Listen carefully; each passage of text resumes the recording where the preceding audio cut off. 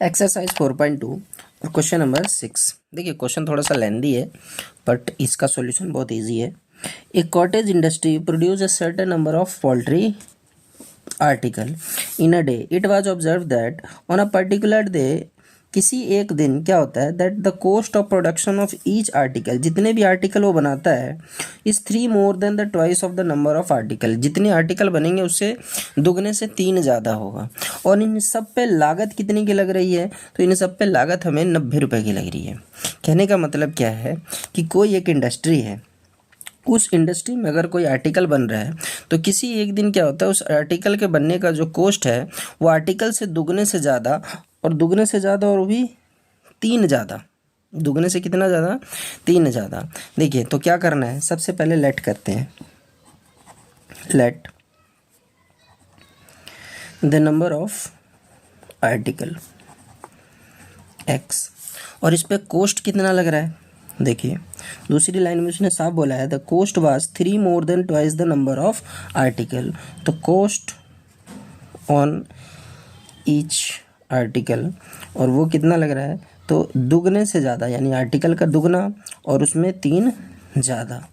देखिए नेक्स्ट वाली लाइन में हमसे क्या बोला गया है, इस टोटल बनाने में हमें कितना खर्चा आ रहा है, 90 रुपये का। मतलब आपके पास जितने आर्टिकल थे और इन आर्टिकल पे टोटल कॉस्ट आपने कितने का लगाया, इतने का, और इन सब पे खर्चा कितने का आ रहा है, 90 रुपये का। अब देखिए बहुत ही सिंपल हो गया अभी क्वेश्चन हमारे लिए। इससे x को मल्टीप्लाई करेंगे देन 2x², x को 3x से किया then 3x is equal to 90। ये प्लस का वैल्यू इस तरफ आया तो माइनस का। देखिए अब हमारे पास एक क्वाड्रेटिक इक्वेशन बन गई और इसके हम फैक्टर निकाल सकते हैं। तो a और c को आपस में मल्टीप्लाई किया, कितना है हमारे पास 180। इसके फैक्टर निकालेंगे देन 2 से 2 9 जा 18, 45, 15, 3 5 जा 15। तो हमारे पास जो फैक्टर बन के आया वो क्या बन के आया, 2 × 2, 3 × 3 × 5। और इन पाँचों का प्रयोग करो या इनके यूज़ करके हमें ये बीच वाली वैल्यू लानी है। अब इसमें हम चाहे प्लस करें माइनस करें, ये हमारी मर्जी होती है। देखिए अब ध्यान से देखो, 5 3 जा 15, 2 दूनी 4, 4 तिया 12, 15 में से 12 गया कितनी की, 3। देखिए हमें वैल्यू किसकी चाहिए, 3 की वैल्यू चाहिए। तो हमारा जो फैक्टर आया बिल्कुल कह सकते हो परफेक्ट है।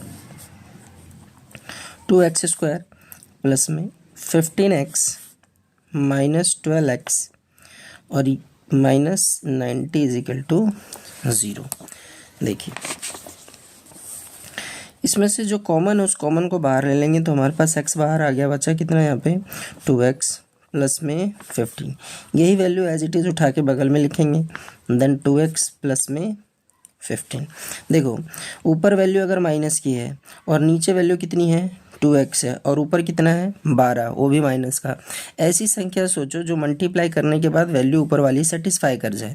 तो हमारे पास वैल्यू एक देखो खुद ही सोचो, यहाँ अगर -6 से मैं मल्टीप्लाई कर दूँ तो 6 दूनी 12 और 6 15 छक्का 90, ये वैल्यू भी सेटिस्फाई हो गई। तो हम -6 से क्या करेंगे, इसको मल्टीप्लाई कर देंगे। अब देखिए जो एक जैसा है उसको एक तरफ लिख देंगे, ये 2 बार है तो इसको 1 बार लिख दिया, और ये जो डिफरेंट टर्म है उसको अलग लिख देंगे, x - 6 इज इक्वल टू 0। देखिए एक बार इक्वल टू 0 पुट करेंगे और इसको एक बार इक्वल टू 0 पुट करेंगे।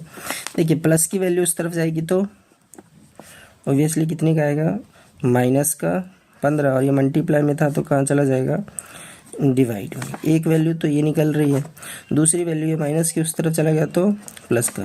देखिए हम कॉस्ट नेगेटिव में नहीं ले सकते क्योंकि ये तो पॉसिबल नहीं है।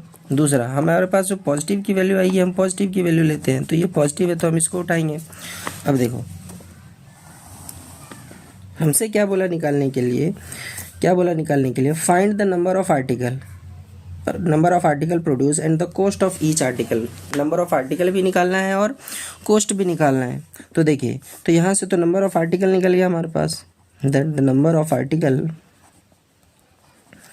वो क्या आया हमारे पास 6 आया, और उस पर कॉस्ट कितने की आई हमारे पास, तो कॉस्ट ऑफ आर्टिकल, तो कॉस्ट ऑफ आर्टिकल देखो 2 को 6 से मल्टीप्लाई करेंगे और प्लस में 3 जो हमने लेट किया था वहाँ पे वैल्यू रख देंगे, तो 6 × 12 प्लस में 13, तो ओवरऑल जो हमारे पास कॉस्ट आया वो कितना आया 15 रुपीज़। That is answer.